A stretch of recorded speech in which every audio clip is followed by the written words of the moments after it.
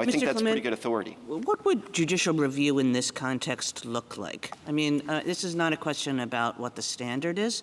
It's more a question about, is there a kind of deference to give to the president? How does that deference operate, whatever the standard is? Sure. So I would divide between sort of factual questions and legal questions.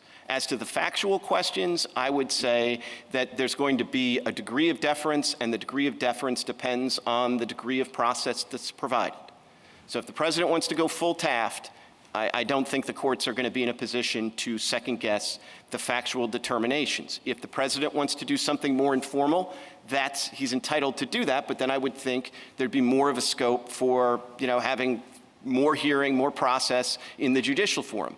On the legal question, I would say in a post-Loper world, there's no deference to the legal questions, and the courts are going to have to decide ultimately what are the boundaries, the metes and bounds of for cause. And the only other thing I would add is I think that you're going to want to erect meaningful standards of cause because, there's kind of two options here. You could either have judicial review that spends a lot of time looking into pretext of the president, and that just doesn't seem like a good thing for the courts, for the president, or anybody. Or you could erect relatively demanding standards of cause, and that's going to, I think, obviate the need for that kind of pretext inquiry. Yeah, so General Sauer's version of cause, which is it's not policy, it's something other than policy. Why isn't that the backup to the backup to the backup?